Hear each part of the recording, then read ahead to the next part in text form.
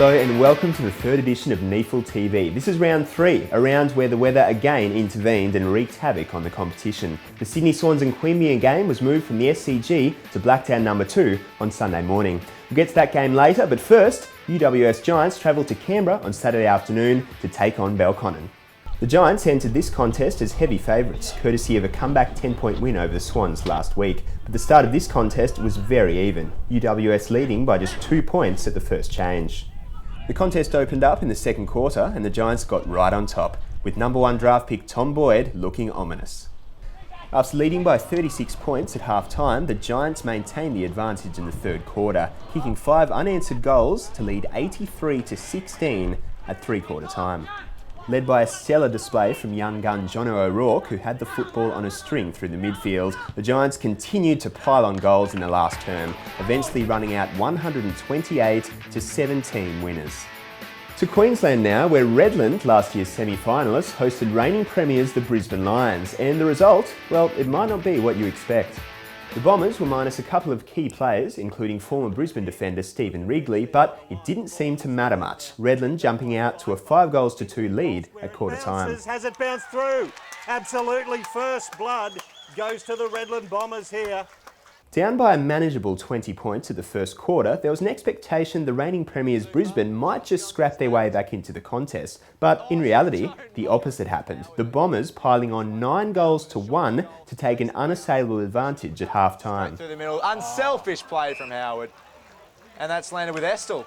After 10 goals in the second quarter, the third term tightened considerably. Both teams struggling to get free football, and the Bombers kicking the only goal of the term, leading by 72 points at three-quarter time. Yeah, I'd make a bit of profit out of that one. That was absolutely splendid. The Bombers, led by former Southport spearhead Cleve Hughes, who kicked 7 goals for the match, kicked 7 goals themselves in the fourth quarter, eventually running out 107-point victors. Hughes can take 2, he can take 10 if he wants. Hughes takes a third bounce and pops it through for the simplest of goals. To Sydney now, and the NEAFL's biggest rivalry, Sydney Hills against Sydney University, the students bidding to knock off the Eagles for the first time since July 2012.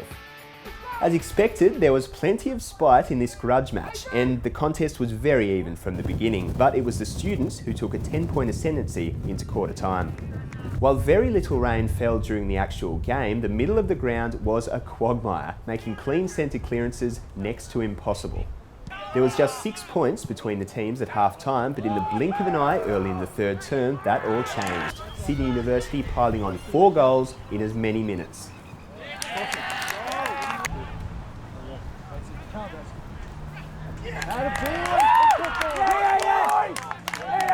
After a quiet first half, excitement machine Tim Barrett was everywhere in the third quarter, giving his side a 35-point break at the last change.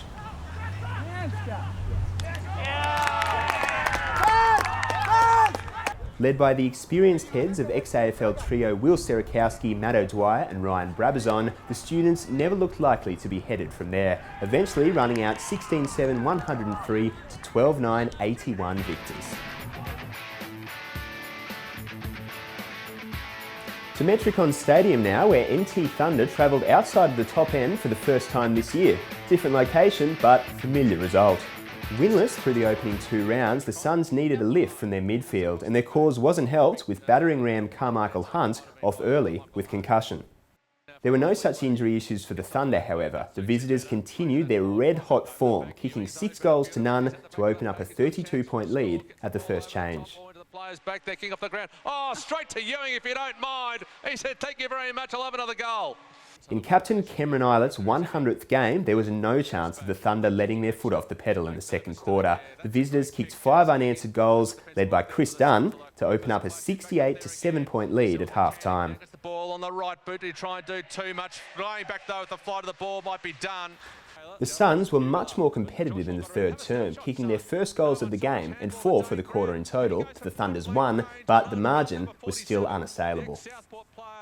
couple of Suns players clash. Former Essendon star Alwyn Davey was instrumental in the visitors' win, racking up 30 disposals and 8 inside 50s. Cam Eilert was magnificent in his 100th game with 19 touches, and Chris Dunn finished with 6 goals. The Thunder running out 102 to 65 winners.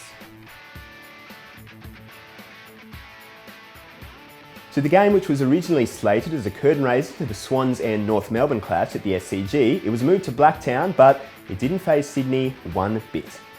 After leading most of the day and getting pipped at the post last weekend, there was no chance of the Swans making a slow start against the Tigers, the home team kicking 6 goals to 0 to open up a big lead at quarter time. Queanbeyan's cause was not helped with a serious knee injury to Will Griggs, the Tigers struggling to mount any scoreboard pressure. With experienced head Craig Bird and hard-nut youngster Harrison Marsh winning the football at will through the middle, the Swans' forward line benefited, especially tattooed youngster Tim Membray. The big-bodied spearhead, who's on a restricted weights regime, so easily does he put on muscle, was dominant all afternoon, marking strongly and kicking truly. On a dark day for the Tigers, there were a couple of real positives to take from the game. Josh Bryce was outstanding as he continues the comeback from a knee reconstruction, while youngster Ben Fulford kicked his side's only 3 goals. The eventual margin pushed beyond 130 points. Membray finished with 8 goals, Hiscox kicked 3, and the Swans moved into 4th position.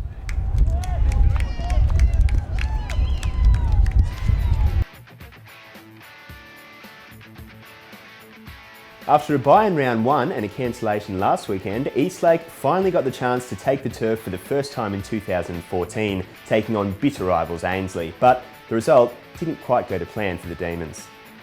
Under blue skies at Allan Ray Oval, this was a cracker of a contest early, both sides kicking great goals and Ainslie leading by 5 points in a shootout at quarter time.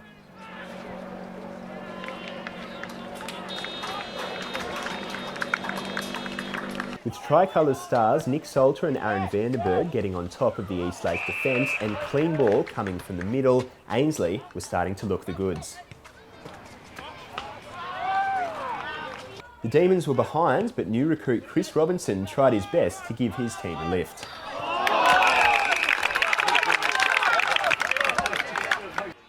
Eastlake may have been taking hangers, but Ainslie were kicking goals, the home side getting on top and stretching their lead into the last term.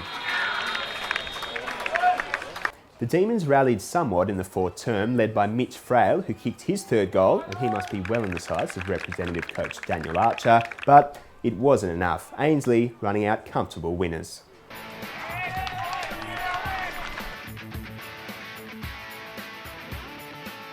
Sunday afternoon's final game was the clash of 2 Queensland powerhouses. Aspley travelled to Southport to take on the Sharks. Unfortunately, we don't have vision of this game, but it was a close one.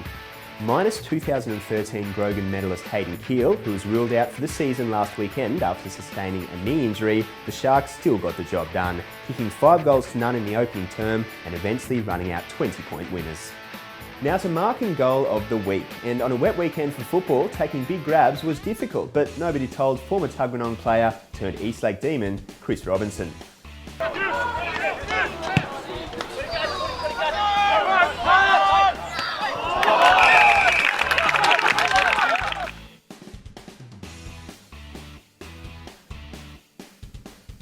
To Sydney now, and on Sunday morning, the Swans' Tim Membray kicked 8 goals. Here is the best of them against Queanbeyan.